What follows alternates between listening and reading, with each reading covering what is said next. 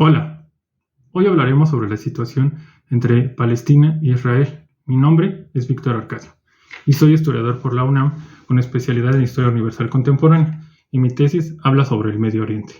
También tengo un diplomado en religiones antiguas y por eso estoy a punto de publicar un libro que habla sobre la feminidad y las religiones antiguas desde Sumeria hasta el cristianismo antiguo.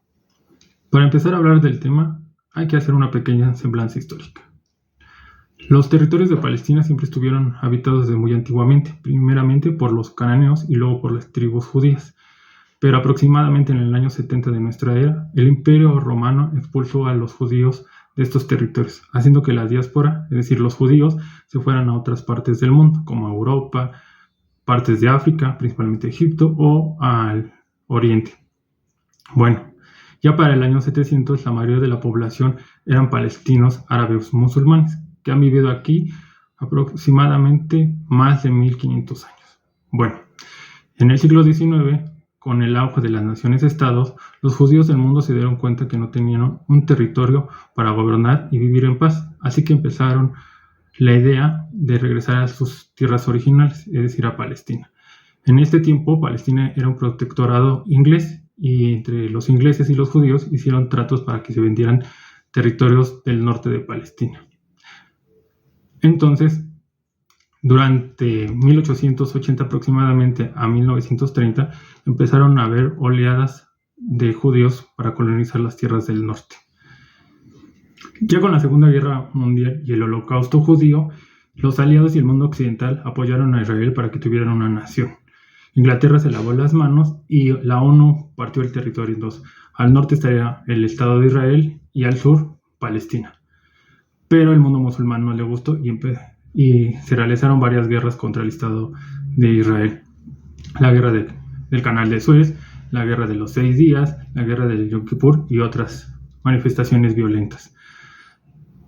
Al final, estas guerras favorecieron a Israel ganando más del 77% del territorio total de Palestina.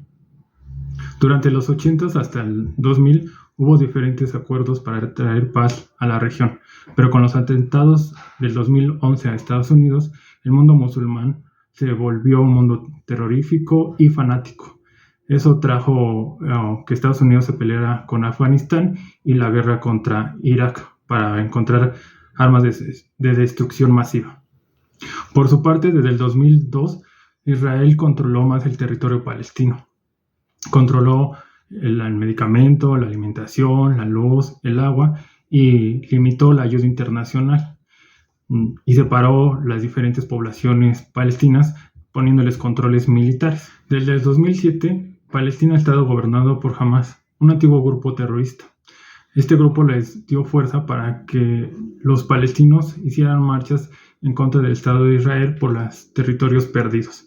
Pero el Estado de Israel mandó a acribillar a cientos de personas y hubo miles de heridos. Se supone que el 7 de octubre Hamas atacó a Israel y desde ese momento Israel ha atacado las poblaciones palestinas, principalmente la franja de Gaza, pero destruyendo hospitales, escuelas o cualquier cosa que para ellos sea o suene a terrorismo. Sin que nadie se le oponga al Estado de Israel, ha seguido bombardeando a los territorios palestinos. Y entonces se ha sentido tan fuerte que atacó el consulado de Irán en Damasco y mató a 7 personas y 2 altos dirigentes militares de Irán. Por su parte, el 13 al 14 de abril, Irán mandó bombas y drones para atacar a Jerusalén específicamente, pero fueron detenidos por el domo de acero de Israel y por los aviones de sus aliados, principalmente Inglaterra, Francia y hasta Arabia Saudita. El mundo está a la espera de la venganza de Israel si en realidad va a atacar directamente el territorio de Irán o si va a atacar otro lugar. El problema real es que las dos partes están apoyadas por potencias diferentes. Es decir, Israel está apoyada por Estados Unidos y por Inglaterra, un mundo occidentalizado. Y por otro lado, Irán está apoyada por el petróleo que le vende a Rusia y a China. pero en realidad no podemos saber si va a haber una tercera guerra mundial o no.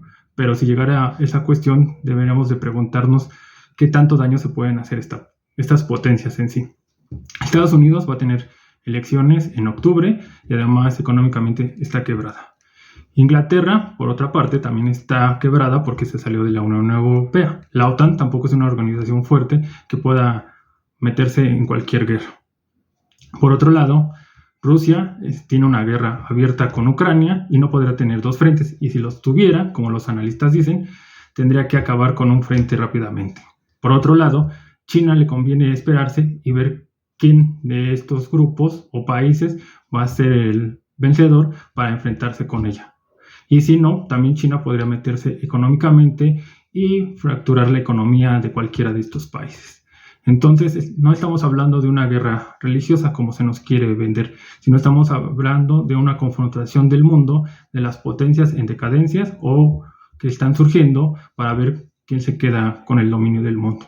Por otro lado, se supondría o se quiere pensar que China a lo mejor podría ser una intermediaria, pero no lo podemos saber ciertamente.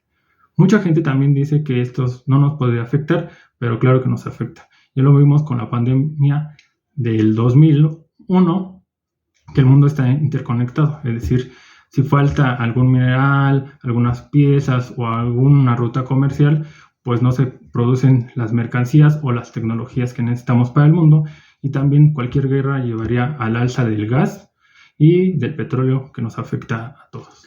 Por último, me gustaría que dejaran sus opiniones sobre lo que está pasando en Medio Oriente entre Palestina e Israel.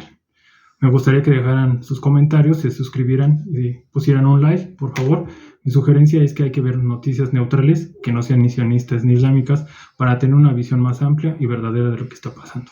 Sin más que decir, me despido. Hasta luego.